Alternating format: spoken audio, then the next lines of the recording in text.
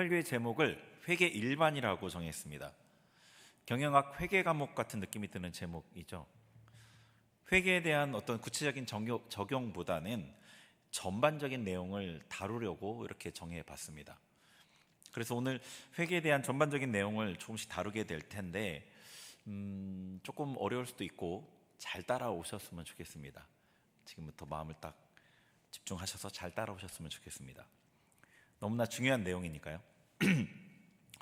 회계에 대해 다루기 전에 우리의 상태에 대해서 먼저 언급하고 싶습니다. 요즘 교회에서는 이 회계에 대한 메시지가 많이 사라졌죠. 가장 중요한 이유는 성도님들이 듣기 싫어하기 때문입니다. 제가 교육전도사로 처음 사역을 청년 생활을 했던 모교에서 사역을 했었습니다.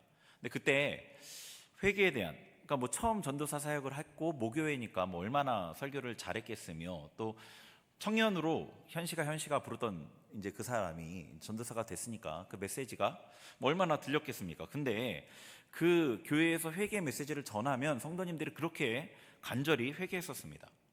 한 2006년쯤이었어요.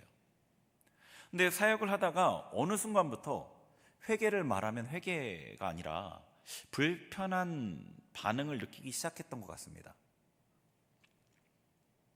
지금은 노골적으로 이 회개의 메시지를 싫어하는 표현을 듣기도 합니다. 성경의 모든 메시지가 다 중요하고 다 유익한데 이 회개의 메시지가 왜 거북하고 듣기 싫을까요? 현대 문화 안에 이 회개와 반대되는 메시지가 있기 때문입니다. 프로이트라는 이름을 아시나요? 심리학 전공자가 아니라도 한 번쯤은 들어보셨을 법한 이름입니다. 이 프로이트라는 학자는 이 정신분석학이라는 그 분야를 개척한 사람인데, 이 사람의 내면, 심리에 대해서 깊이 생각하고 그 이전에는 생각하지 못했던 방향으로 사람을 볼 수 있게끔 이 눈을 열어준 사람이에요. 어떻게 보면 거인이죠. 남들이 못 봤던 것들을 본 사람이니까요. 이 프로이트를 기점으로 현대인들의 인간 이해가 달라졌습니다. 요즘 영화에 종종 다루어지는 주제가 있는데요, 주인공이 어렸을 적 상처로 인해서 현재 인간관계나 일에 대해서 어려움을 겪다가 그 상처가 치유되는, 그래서 좀 더 변화된 모습으로 나아가는 그런 내용들을 다루는 영화 주제들이 종종 있죠. 이 프로이트의 이론을 반영한 겁니다. 이런 내용이 현대인들에게 자연스러운 것은 현대인들이 그만큼 이 프로이트의 사상에 영향을 많이 받았다는 겁니다. 근데 이 프로이트가 주장했던 것 중에 가장 핵심적인 것 중에 하나가 이 사람들에게 있는 불안, 강박적인 증세 있잖아요. 어떤 거 안 하면 안 되는 강박적인 것, 정신적인 문제, 여러 가지 여러분 떠올리는 그 정신적인 문제는 죄책감으로부터 온다고 얘기했어요. 그러니까 아이가 어려서 부모의 훈육이나 사회 문화적인 어떤 가치를 내면화하면서 죄책감을 얻게 된다는 거죠. 근데 본능은 이 죄책감을 거스르려고 하는 것들이 많잖아요. 아니죠. 본능은 이 규범을 거스르려는 것들이 많잖아요. 그러니까 그것을 이 자기의 욕구를 억누르면서, 죄책감을 가지고 억누르면서 이런 신경증이나 강박 행동이 생긴다고 본 거죠. 이런 점에서 죄를 강조하는 이 기독교는 죄책감을 강화하는 역할을 한다고 비판하기도 했습니다. 그래서 죄책감은 없애야 할 감정이 된 거죠.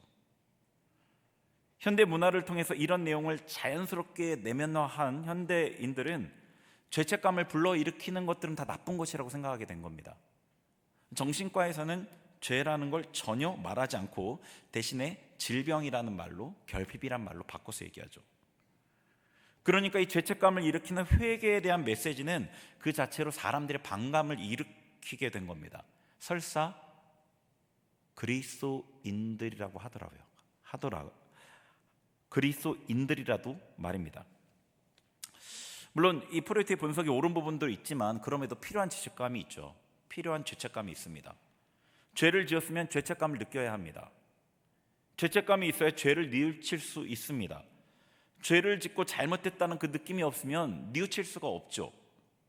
죄를 뉘우치지 않으면 하나님께 가까이 갈 수 없습니다.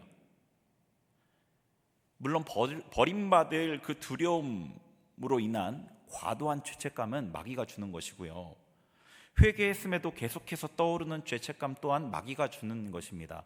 이런 죄책감은 버려야 합니다. 그러나 죄를 지은 사람에게 죄를 회개하도록 이끄는 죄책감은 성령의 역사입니다. 죄책감이 무조건 나쁜 것이 아니죠.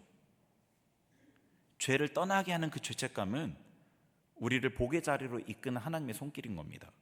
고린도서 7장 10절에 이런 말씀이 있습니다. 같이 읽겠습니다. 시작. 하나님의 뜻대로 하는 근심은 후회할 것이 없는 구원에 이르게 하는 회개를 이루는 것이요 세상 근심은 사망을 이루는 것이니라. 아멘. 하나님의 뜻대로 하는 근심, 죄책감이죠. 회개, 우리를 회개로 이끄는 죄책감입니다. 이런 죄책감은 우리를 죄로부터 떠나게 하고 회개하게 하고 구원에 이르게 하는 거죠. 우리가 세상 가운데 살지만, 세상 문화 가운데 살지만 세상의 문화와 구별되어야 합니다.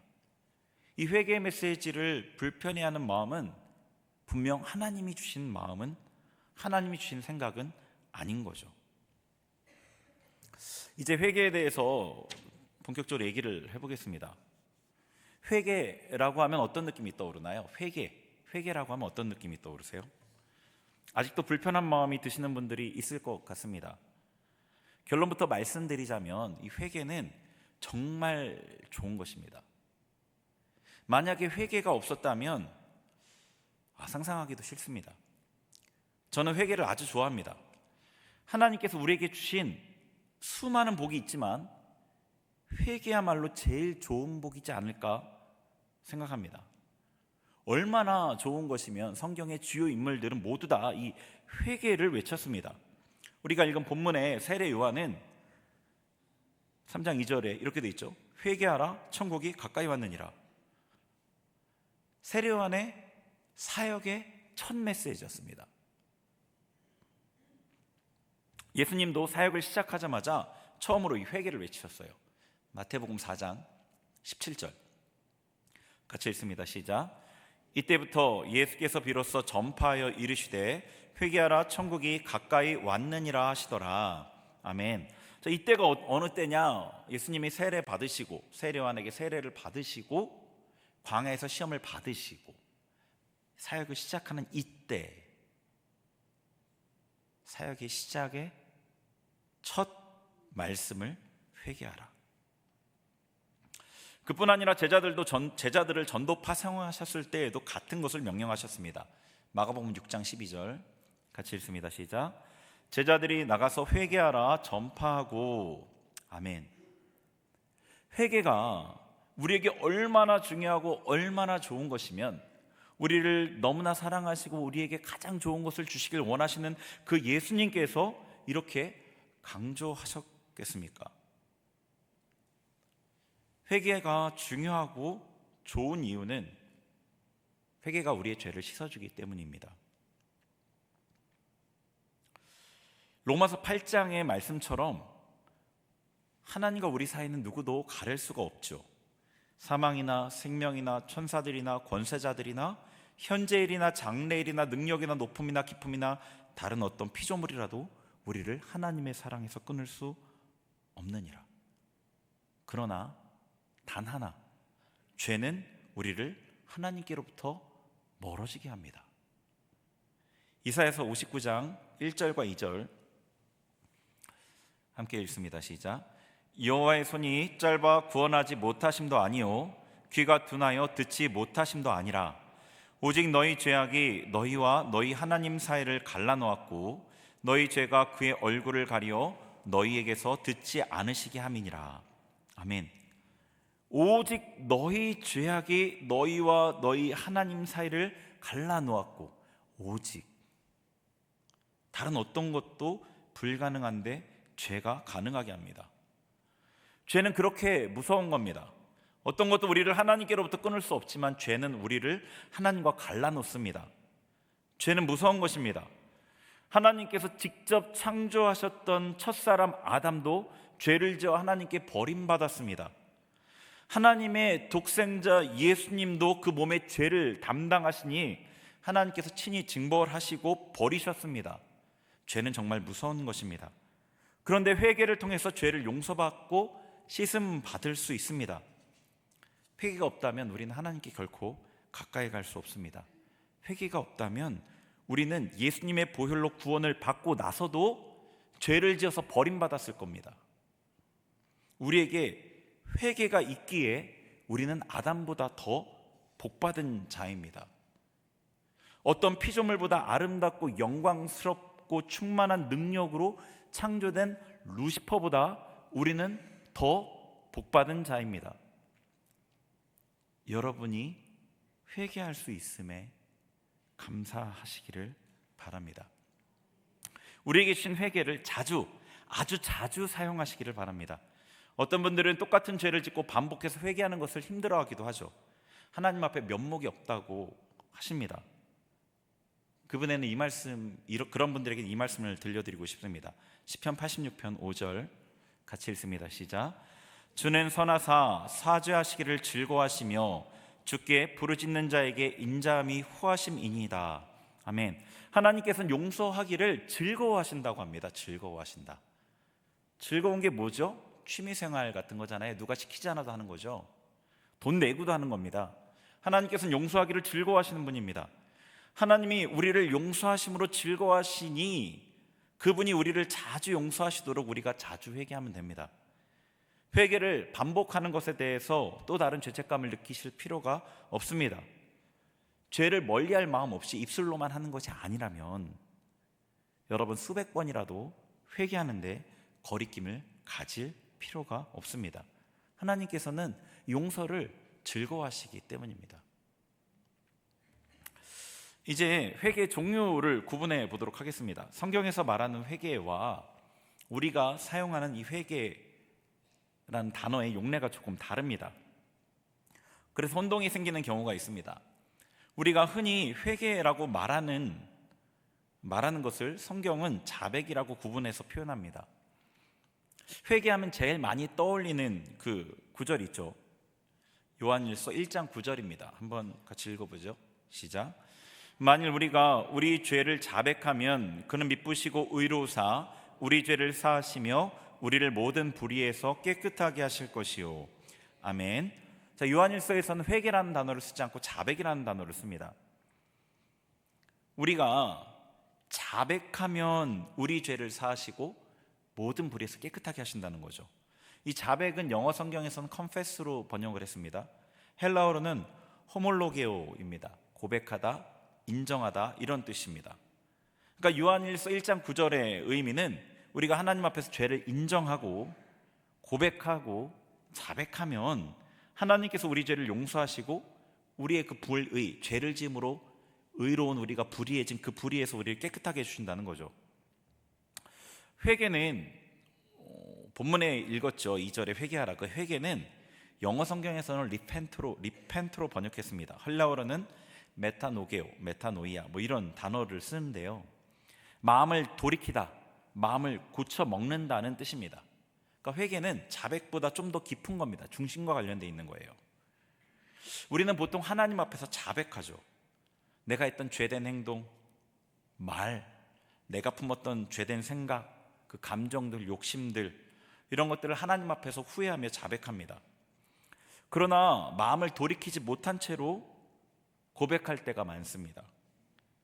죄의 심각함을 깨닫고 이 죄가 나를 사망으로 이끌고 내 삶의 저주를 끌어당기고 내 삶의 문제의 원인이고 하나님께서 주시고자 하는 복을 가로막는 이유인 것을 분명하게 알지 못할 때가 많죠.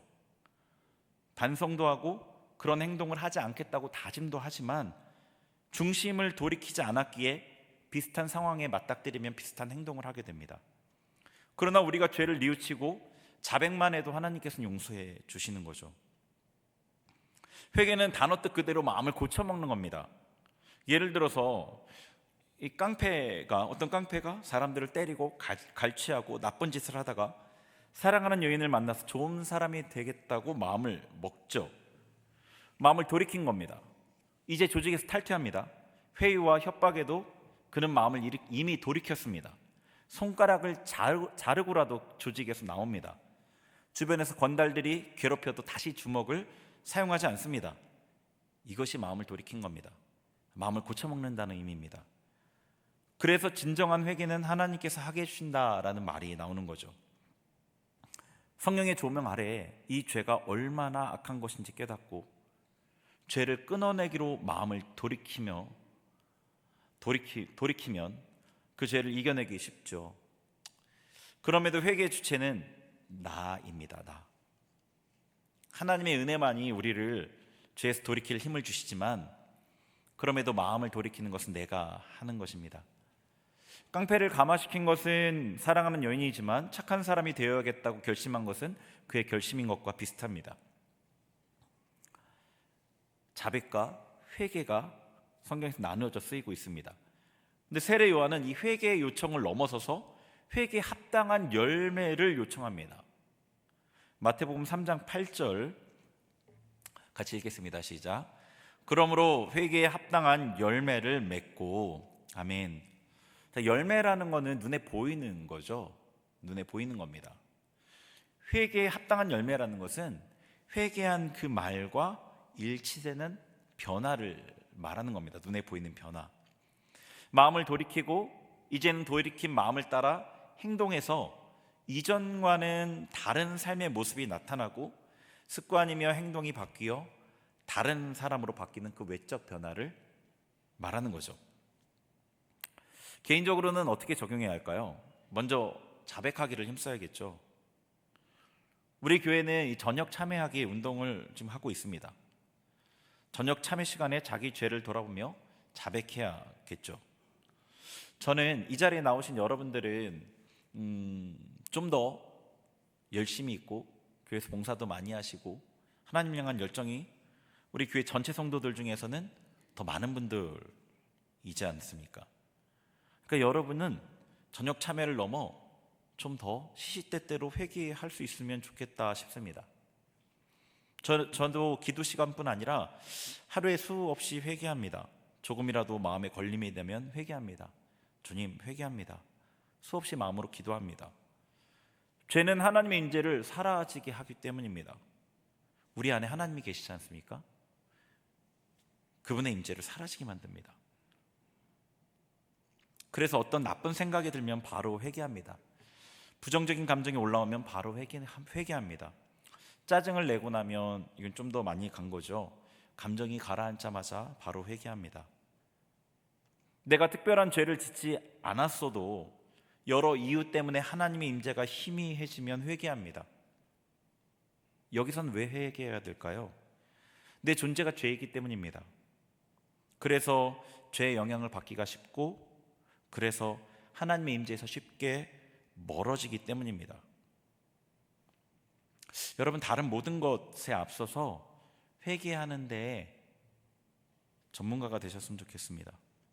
우리는 어떻게 하든 어떤 방법을 써서든 하나님의 은혜 아래 머물러 있어야 되는데 그래야 예수님 안에서 살 수 있는데 그리스도인으로 살 수 있는데 그러기 위해서는 회개가 필수입니다. 다시 말씀드립니다. 회개하기를 힘써야 합니다. 그런데 결코 두려움 가운데 회개하지는 마십시오. 그것은 율법적인 관점입니다. 잘못한 아이가 엄마한테, 아빠한테 여러분에게 좀 더 사랑으로 대하셨던 분을 떠올리시면 좋을 것 같아요. 엄마한테, 아빠한테 자기 잘못을 뉘우치는 그런 마음으로 회개하시면 됩니다. 엄마, 아빠가 혼내기보다는 용서해 줄 것을 기대하고 내가 망쳐버린 일을 도와주고 해결해 줄 것을 기대하고 자백하는 거죠. 회개는 정말 복되고 좋은 것입니다. 또한 회개는 좋은 것일 뿐만 아니라 엄청난 능력이 있습니다.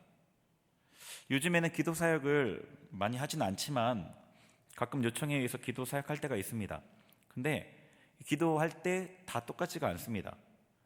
상대를 위해 손을 얹고 기도할 때 어떤 사람은 문고리를 잡는 것 같은 느낌일 때가 있습니다. 여러분, 문고리 잡으면 어떻죠? 별 느낌이 없죠. 네. 안수하여 기도하는 이유는 내 안에 있는 성령의 능력이 흘러가게 손을 통해서 흘러가도록 그렇게 하는 건데 아무 느낌이 없을 때가 있습니다. 잠깐 기도해야 하거나 한 짧게 기도해야 될 때가 있죠. 아니면 금요 기도회 때 안수할 때나 그럴 때는 그냥 그러려니 넘어갑니다. 시간적인 여유도 없고 그럴 만한 상황도 아니니까요. 그런데 제대로 누군가를 위해 기도할 때는 상황에 따라서 그 상태를 다룹니다. 상대가 들을 만한 마음이면, 하나님께서 감동하여 깨닫게 하시면 이제 회개하도록 하죠. 본인이 잘 회개하지 못할 것 같으면 따라하게 하기도 합니다. 하나님, 제가 말의 죄를 지었습니다. 회개합니다. 이렇게 따라하라고 합니다. 하나님, 제가 말의 죄를 제가 이렇게 시켜요. 혹은 하나님, 제가 하나님 아닌 다른 것을 마음에 품었습니다. 회개합니다. 이런 식으로요. 구체적이지도 않고 짧은 기도를 따라하게 할 때가 있습니다. 그리고 다시 기도하면 전혀 다릅니다. 이제 문고리 잡는 것 같지가 않습니다. 하나님의 은혜가 그에게 분명하게 흘러가죠. 간단한 한두 문장으로 한 회개, 시켜서 한 회개, 그런 자백인데도 하나님의 은혜를 맡고 있던 것이 사라진 겁니다. 회개가 얼마나 능력 있는지 모릅니다. 만약에 중심으로부터 자백하고 성령의 조명 아래 철저히 마음을 돌이키는 회개를 한다면 여러분의 삶에 어떤 변화가 있을까요? 여러분의 삶에 하나님의 은혜를 가로막는 것을 회개로 치워버릴 수가 있습니다. 여러분의 가정에, 여러분의 자녀에게 하나님의 은혜가 흘러가는 것을 가로막는 것을 회개로 치워버릴 수가 있단 말입니다. 회개 말고 다른 것으로는 이게 가능하지가 않아요. 말씀을 아무리 많이 읽어도, 기도를 아무리 많이 해도 중심으로부터 회개가 없으면 하나님의 은혜가 굉장히 제한적으로 임합니다. 이제 본문에 대한 내용을 조금 다루겠습니다.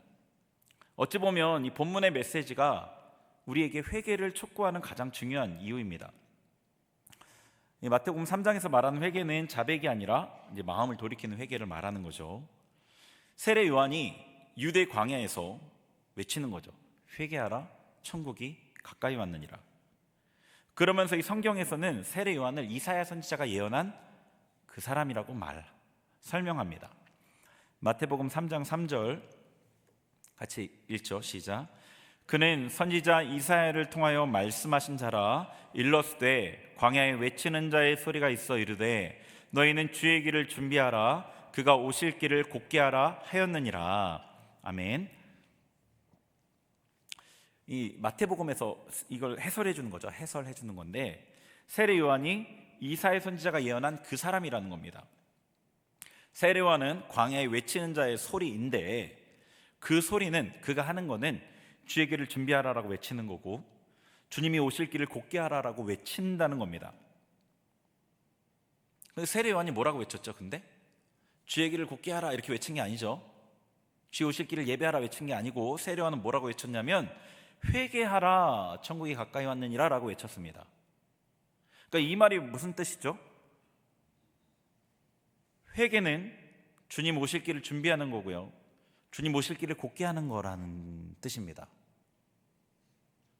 이사야 선지자의 역할이 주님 오실 길을 준비하고 그가 오실 길을 곧게 하라는 건데, 그 사역이 회개의 사역이었습니다. 회개를 시키는, 이스라엘 백성들을 회개시키는 사역이었습니다.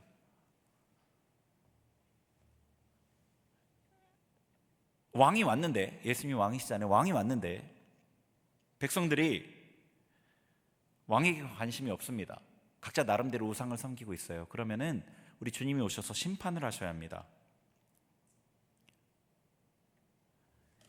이스라엘 백성들이 하나님을 떠나 있는 그 마음을 하나님께로 돌이켜야지 예수님을 맞아들일 수 있는 거죠. 예수님을 만날 수 있는 거죠.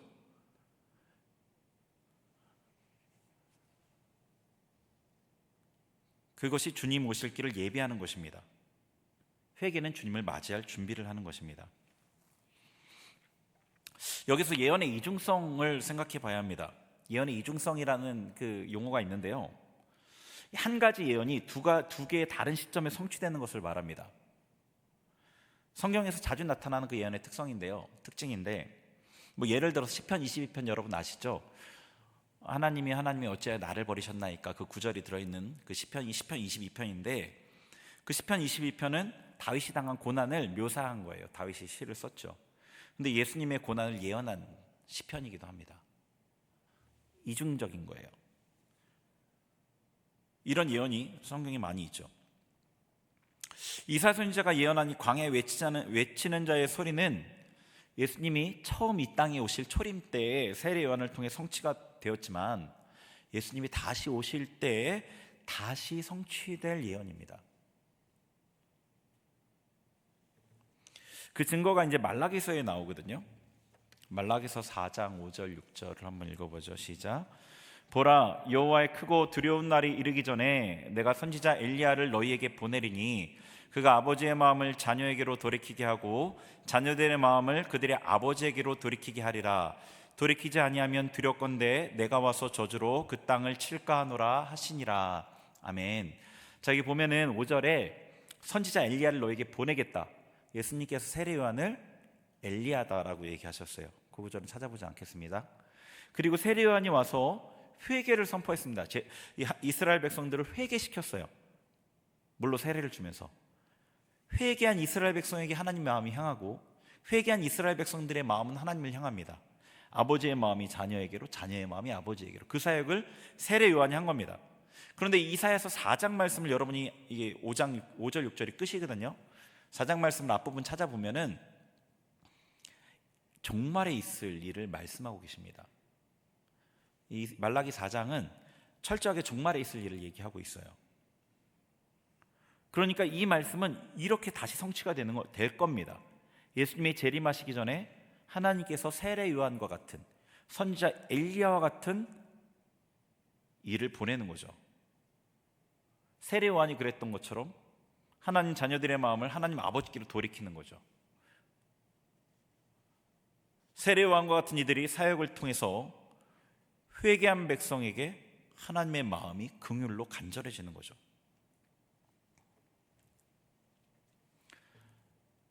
이런 일은 예수님 재림 전에도 있을 겁니다. 정리해서 말씀드리면 예수님께서 다시 오실 때 세례 요한과 같은 사역자들이 나타나 회개를 외칠 것입니다. 회개의 메시지를 받아들이고 마음을 돌이키는 자들은 예수님을 맞이할 준비를 잘하게 될 것입니다.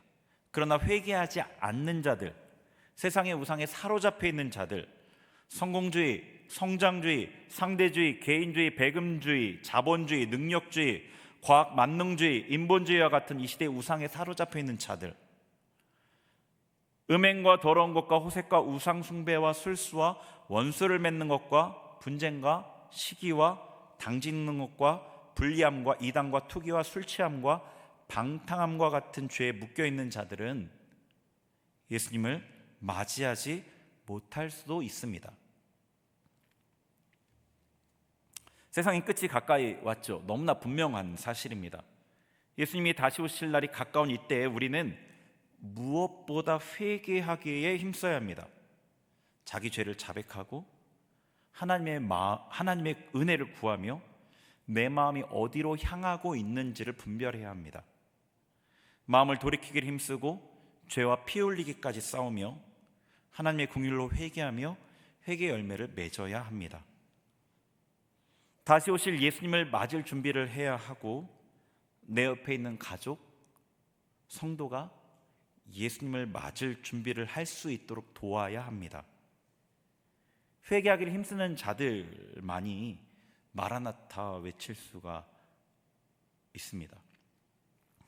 말씀을 마무리하겠습니다. 회개가 불편한 이유는 이 시대의 가치관의 영향을 받은 탓이 큽니다. 분별해서 성경의 말씀을 내 생각의 기준으로 삼아야겠습니다. 죄는 우리를 하나님께로부터 멀어지게 만드는 유일한 이유입니다. 하나님 앞에 자백하며 죄 용서 받기를 힘써야 합니다. 우리가 통상 말하는 그 회개는 자백과 회개와 회개 열매를 맺는 것으로 구분해서 생각할 수 있습니다.